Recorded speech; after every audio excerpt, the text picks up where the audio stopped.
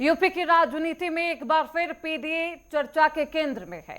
सपा अध्यक्ष अखिलेश यादव ने अपने चर्चित पीडीए फॉर्मूले को एक नया राजनीतिक रंग दे दिया है और कहा कि पीडीए में जो पीडी है उसका मतलब है पंडित। और इसके बाद भारतीय जनता पार्टी ने इस पर पलटवार भी किया। डिप्टी सीएम केशव प्रसाद मौर्य ने इसका पलटवार किया है और कहा कि गिरगिट की तरह रंग बदलने वाली पहली पार्टी है ये। तो डिप्टी सीएम ब्रजेश पाठक ने भी सपा पर निशाना साधा। ये रिपोर्ट आप देखिए।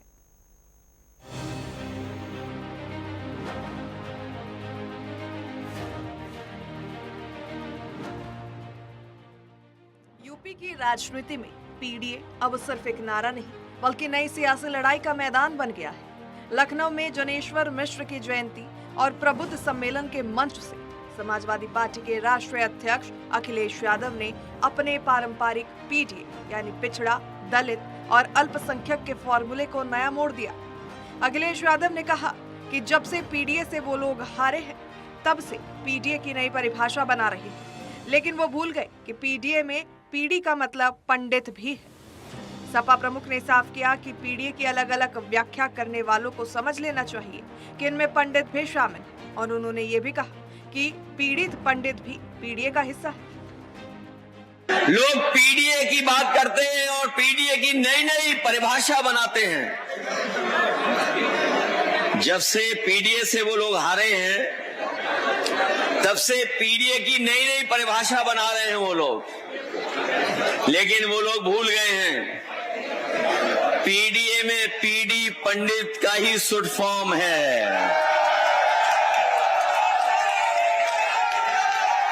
जो लोग पीडीए की परिभाषा समय समय पर दूसरी बनाते हैं वो जान लें कि पीडीए में पीडी जो है वो पंडित का शॉर्ट फॉर्म है और जितनी पीड़ा दोगे, पीड़ा बढ़ाओगे, उतना ही पीडी और मजबूत दिखाई देगा। अखिलेश यादव के इस नए राजनीतिक संदेश पर बीजेपी ने भी बिना देर किए पलटवार किया। उप मुख्यमंत्री केशव प्रसाद मौर्य ने एक्स पोस्ट के जरिए अखिलेश यादव पर निशाना साधा। उन्होंने लिखा कि अखिलेश यादव ने पीडीए को एक ऐसी पहेली में तब्दील कर दिया है जो गिरगिट की तरह हर क्षण तेजी से अपना रंग बदलती है। उन्होंने कहा कि कभी पी से पिछड़ा, कभी पी से पीड़ित, तो कभी पी से पंडित हो जाता है। दरअसल इस अटखेली में उनका पीडीए और कुछ नहीं बल्कि परिवार डेवलपमेंट अथॉरिटी है, जिसका मक्का मदीना केवल सैफई है। डेप्यूटी सीएम केशव प्रसाद मौर्य ने कहा कि अखिलेश यादव भले ही लगातार पीडीए की व्याख्या बदल रहे हैं, हासिल कुछ भी नहीं होगा। 2027 तो छोड़िए, 2047 तक सपा सत्ता से दूर ही रहेगी। उन्होंने कहा कि नकाब के पीछे लटेतवादी सपा पिछड़ों और ब्राह्मणों की पार्टी नहीं बल्कि गुंडों, अपराधियों, माफियाओं, दंगाइयों, भ्रष्टाचारियों की पार्टी है। रोजाना बयान बदलकर जनता को भ्रमित करने की राजनीति अब नहीं चलेगी।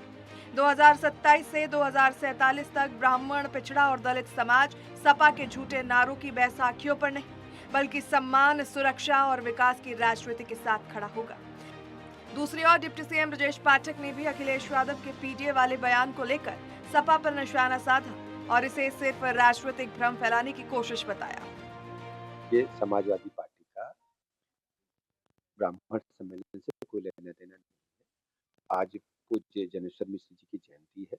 मैं भी उनकी स्मृतियों को नमन करता हूँ, प्रदेश सरकार की तरफ से श्रद्धा समर्पित करता हूँ और इनका ब्राह्मण समाज से, सर्व समाज से कोई लेना देना नहीं। ये खुद कंफ्यूज है। कभी पीडीए की बात करते हैं, कभी अगड़े को अगड़ा बताते हैं, कभी अगड़े को अल्पसंख्यक बताते हैं और कभी ये कुछ नया फार्मूला लेके चले आते हैं। केवल तुष्टीकरण की पॉलिटिक्स में लिप्त है, वोट बैंक बन जाए, काम इन्हें करना नहीं है। जब सरकार आती है तो गुंडई को बढ़ावा देते हैं, अराजकता को बढ़ावा देते हैं। जनता इन्हें नकार चुकी है और कह तो रहा हूं, लोग उनमें कोई भरोसा नहीं। समाजवादी पार्टी सदन चलाने में ही भरोसा नहीं।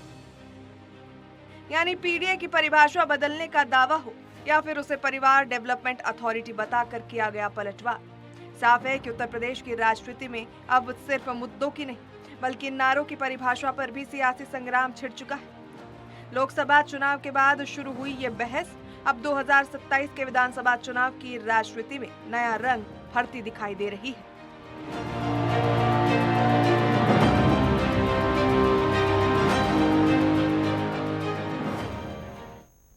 तो देखिए 2027 के चुनाव के गणित में पीडीए बनाम पंडित नजर आने लगा है। हमारे साथ हमारे स्टेट हेड राघवेंद्र प्रताप सिंह इस खबर पर ज्यादा जानकारी के साथ जुड़ चुके हैं।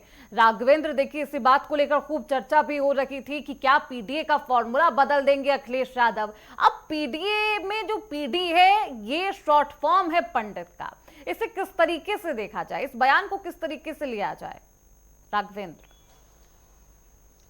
बिल्कुल श्रुति, जिस तरह से उत्तर प्रदेश की राजनीति में पीडीए का फार्मूला हमेशा बदलता दिखा है। पिछड़ा दलित अल्पसंख्यक कभी हो जाता है तो कभी पंडित हो जाता है तो कभी अगड़ा हो जाता है, कभी पिछड़ा हो जाता है, और इस तरह के लगातार बयान भी आते रहे। कैबिनेट योगी सरकार में मंत्री ओम प्रकाश राजभर हैं जो पीडीए के फुल फॉर्म को लेकर हमेशा हमलावर रहते हैं। वहीं अखिलेश यादव भी पीडीए की परिभाषा अक्सर बदलते हुए देखे जाते हैं। ज्ञानेश्वर मिश्रा जयंती पे भी जिस तरह से उन्होंने पीडीए में अब पीडी को पंडित बताया, और जिस तरह से अयोध्या के पवन पांडे उनके जो नेता हैं पंडितों को रिझाने का काम कर रहे हैं। 2027 में चूंकि उत्तर प्रदेश में विधानसभा का चुनाव होना है और करो या मरो की स्थिति में समाजवादी पार्टी है, क्योंकि 2017 से लगातार सत्ता से बाहर है और लगातार सत्ता में बने रहने के बाद पार्टी को बांध कर रखना, पार्टी को सजो कर रखना, पार्टी को खड़ा रखना एक बहुत बड़ी चुनौती अपने आप में होती है। और उन चुनौतियों से अखिलेश यादव रोज दो चार हो रहे हैं, क्योंकि कई बार ऐसा देखने को मिला कई उनके नेता समाजवादी पार्टी छोड़कर भारतीय जनता पार्टी का दामन थाम चुके। अगर हम ब्राह्मणों की बात कर लें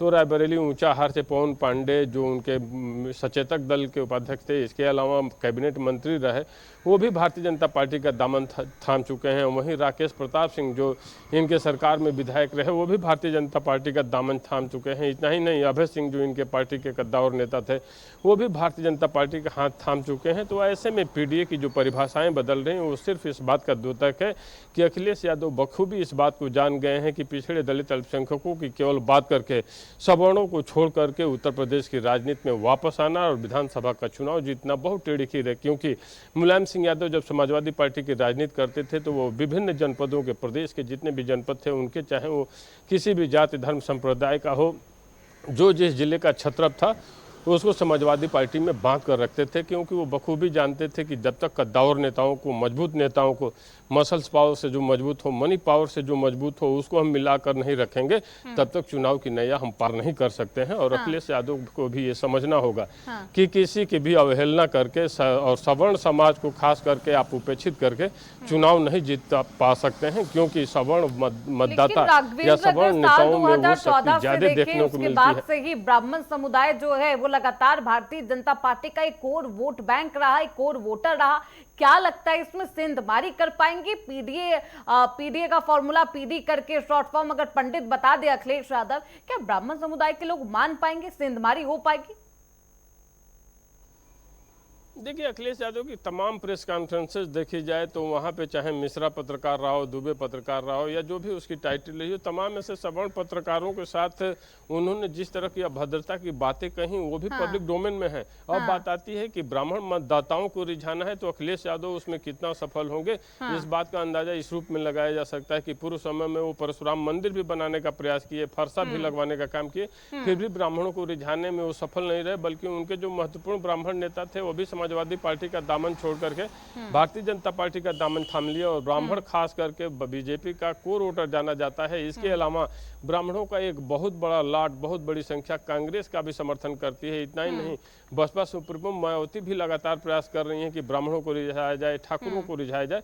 तो एक तरह से 2027 के चुनाव की विसात बैठ रही है और उस विसात में अखिलेश यादव भी ब्राह्मणों को रिझाने का प्रयास अपनी पार्टी की तरफ कर रहे हैं। इसी ब्राह्मण सम्मेलन के तहत अब देखना होगा कि ब्राह्मणों को रिझाने में वो कितना सफल होते हैं, क्योंकि ब्राह्मण मतदाता सर्वाधिक पढ़ा लिखा मतदाता होता है, जागरूक होता है, और ब्राह्मणों की जो कौम होती है वो राजनीति में बहुत फूंक फूंक कर पैर रखती है। ऐसे में देखना होगा कि 2027 का जब विधानसभा का चुनाव होगा आखिर ब्राह्मण किस करोड़ बैठता है, क्योंकि अखिलेश यादव के जो समाजवादी पार्टी के नेता पवन पांडे हैं अयोध्या वाले, वो लगातार इस बात के कई बार ऐसा कहा गया राघवेंद्र कि साल 2007 में कैसे सीखा कि हाँ, साल 2007 में मायावती की सरकार बनी। भूमिका, अगर आप वोट प्रतिशत की बात करिएगा तो उसमें भी ब्राह्मण समुदाय के लोगों ने, वोटर्स ने काफी बढ़ चढ़कर मायावती को वोट दिया था। अब साल 2012 में अखिलेश यादव की सरकार बनी, 19% वोट तो उनको ब्राह्मण समुदाय के मिले ही थे, लेकिन क्या वोट बैंक में सेंधमारी कर पाएगी सपा पार्टी, अखिलेश यादव कर पाएंगे, वो भी साल 2014 के बाद? ये देखना बेहद दिलचस्प होगा। लेकिन कई सवाल है और सबसे ज्यादा सवाल ये है कि आखिरकार पीडीए का जो फॉर्मूला है राघवेंद्र एग्जैक्टली क्या है, यही सवाल पूछा भी जा रहा है पब्लिक डोमेन में। क्या सपा के नेताओं से आपकी बातचीत हुई है? पीडीए का जो फॉर्मूला एग्जैक्टली वो क्या कह रहे हैं? बिल्कुल, जिस तरह से पिछले लोकसभा चुनाव में पीडीए पे सवार होकर इंडिया गठबंधन के दम पे जिस तरह से समाजवादी पार्टी को आरक्षण बचाने और संविधान बचाने के दम पे कुछ सीटों की संख्या में इजाफा हुआ, उसी को देख करके पीडीए की परिभाषा को जो पिछड़ा दलित अल्पसंख्यक के नाम से गठित हुआ उसको बदलने की कवायद में अखिलेश यादव जुटे हैं। लेकिन अब सबसे बड़ी समस्या है कि अगर सवर्णों की बात कर लें, जो पीडीए का हिस्सा नहीं था, केवल अगर ब्राह्मणों को आप पीडीए कहकर संबोधित कर दें तो उसके बाद सवाल उठता है कि इसके अलावा भी तमाम ऐसी जातियां हैं, हम चाहे श्रीवास्तव लाला की बात कर लें, सिन्हा की बात कर लें, सवर्णों में ठाकुरों की बात कर लें, ये तमाम ऐसी जातियां हैं जिनका वोट प्रतिशत बहुत ज़्यादा है, उसको पीडीए में कैसे समाहित करेंगे? जब तक आप सर्वजन हिताय सर्वजन सुखाय या सबका साथ सबका विकास जैसे नारों के साथ नहीं आएंगे, पूरे आम जनता को अपने पार्टी से सीधे नहीं जोड़ेंगे, तब तक जीतना बहुत मुश्किल होगा। क्योंकि किसी भी जाति की अवहेलना करके या उपेक्षा करके आप चुनावी समर की नया पार नहीं कर सकते हैं। क्योंकि 2027 में जब विधानसभा का चुनाव होगा, उत्तर प्रदेश वो राज्य है जहां पे पिछड़े दलित अल्पसंख्यकों की संख्या बहुत ज़्यादा है, सर्वाधिक मतदाताओं की संख्या ओबीसी है, केवल यादवों की नहीं है। जिस तरह से आप ओबीसी में सिर्फ यादवों की वकालत करके चुनाव नहीं जीत सकते, उसी तरह सवर्णों के नाम पे या पीडीए के नाम पे केवल पीडीए में पंडित को घुसा देने से आपकी चुनावी नया पार नहीं हो पाएगी। इस बात को अखिलेश यादव को सोचना होगा। अगर आपको चुनाव जीतना है तो सभी जातियों के साथ न्याय की बात करनी होगी कि हम किसी भी जाति धर्म संप्रदाय के साथ अन्याय नहीं होने देंगे और न्याय की वकालत करते हैं, तभी आप चुनावी समर को पार कर सकते हैं। ऐसे में देखना होगा कि जहां पे मोदी जैसी जम्बो व्यवस्था, भारतीय जनता पार्टी जैसी जम्बो व्यवस्था, योगी आदित्यनाथ जैसे लॉ एंड ऑर्डर देने वाला मुख्यमंत्री वो जब चुनावी समर में होगा और केंद्र से लेकर राज्य तक जब भारतीय जनता पार्टी के बड़े बड़े कद्दावर नेता चुनावी समर में जब उतरेंगे, तो आपके साथ कौन कौन से वो नेता होंगे जो चुनावी समर में उतरेंगे और सबके न्याय की बात करेंगे, ये ज़्यादा महत्वपूर्ण होगा। क्योंकि पीडीए की परिभाषा आप चाहे जितना बदल लीजिए, पीडीए में चाहे आप जिसको भी समाहित कर दीजिए, लेकिन जब तक आप सभी धर्मों, जाति धर्म संप्रदाय, हर नागरिक, हर मतदाता की वकालत नहीं करेंगे, तब तक आप चुनाव नहीं जीत सकते हैं। इस बात को जब तक आप नहीं समझेंगे, तब तक चुनाव जीतना आपके लिए बहुत बात को लेकर चर्चा भी कर रहे हैं कि आपको वो सबका साथ सबका विकास, जैसे भारतीय जनता पार्टी का एक स्लोगन है, इस फॉर्मूले पर वो काम करती है। और जब एक चुनावी हुंकार भरेंगे, चाहे भारतीय जनता पार्टी के स्टार प्रचारक हो या खुद मुख्यमंत्री योगी आदित्यनाथ हो, उन तमाम तस्वीरों को भी याद कराते हुए नजर आएंगे। लेकिन अब सवाल ये, क्योंकि चर्चा भी इस बात को लेकर हो रही थी राघवेंद्र, कि क्या पीडीए का काट भारतीय जनता पार्टी के पास मौजूद है और काट मिल गया है? क्योंकि इसी को लेकर अगर साल 2024 के नतीजों को देखेंगे, सबने कहा कि पीडीए फॉर्मूला हिट रहा, इसलिए सपा की 37 सीटें आई हैं, और अब क्या पीडीए का काट मिल गया है बीजेपी को? बिल्कुल श्रुति, अगर हम भारतीय जनता पार्टी की चुनावी रणनीति की तैयारियों को देखें और योगी आदित्यनाथ की कार्यशैली को देखें, तो एक बहुत बड़ा उदाहरण मिलता है कि हमारे उत्तर प्रदेश की राजनीति में पूर्वांचल के विभिन्न जनपदों में, इतना ही नहीं पीलीभीत बिजनौर तक के विभिन्न जनपदों में वनटांगियाँ एक जात होती थी जो राजस्व अभिलेखों से कोसों दूर थी, विकास की जितनी योजनाएं थी उनसे मीलों दूर थी। उसको राजस्व ग्राम का दर्जा देना, उनको आम नागरिक की तरह अपनाना, विभिन्न कॉलोनियाँ देना, आवास देना, शौचालय देना, बिजली की व्यवस्था करना, उज्ज्वला गैस की व्यवस्था करना, और वनटांगिया समाज को जिस तरह से मौलिक अधिकार मिले, इसके बाद से जिस तरह से यहाँ पे कल की कैबिनेट में घुमंतु विकास बोर्ड का गठन हुआ और घुमंतु जो जातियां हैं प्रदेश के हर जनपद में हैं, जो विभिन्न वर्गों में बटी हुई हैं, 5 धर्मों के लोग उसमें पाए जाते हैं, तो भारतीय जनता पार्टी तो सबका साथ सबका विकास सबका विश्वास के साथ काम ही कर रही है। दूसरी तरफ योगी आदित्यनाथ द्वारा जिस तरह से पिछले 9 सालों से 9.5 सालों से जो ये वर्ग थे पिछड़े दलित अल्पसंख्यक के रूप में, जिनको राजस्व ग्राम का दर्जा नहीं मिला हुआ था, सरकारी योजनाओं से वो आच्छादित नहीं हो पाते थे, उनको जोड़ने का काम किया सीधे। और ये जब एक जो इनकी बहुत बड़ी संख्या है, आज घुमंतु जातियों की बात कर लें तो विभिन्न जातियों के लोग पूरे प्रदेश से आए थे। 5 करोड़ आवास पे आज धन्यवाद प्रस्ताव मुख्यमंत्री योगी आदित्यनाथ को उन लोगों ने दिया। तो एक तरह से कहा जा सकता है कि भारतीय जनता पार्टी सबका साथ सबका विकास के साथ तो आगे बढ़ ही रही है, बल्कि जो अन्य जातियां थी जो विकास से दूर थीं उनको भी अपने पाले में लाने का प्रयास बखूबी कर रही है, जिसका एक उदाहरण आज फाइव लेकिन आवाज अब पे देखने क्योंकि को इस भी मिला तमाम है। ऐसे में मामलों अखिलेश में यादव को राघवेंद्र अभी यही सवाल था, क्योंकि चुनावी शंखनाद कर चुके हैं अखिलेश यादव, अयोध्या से अपना उम्मीदवार बता चुके हैं, वो भी ब्राह्मण समुदाय के आते, क्या जनाधार है, कितना व्यक्तित्व है और कितना टफ होगा उनके साथ मुकाबला करना भारतीय जनता पार्टी के लिए।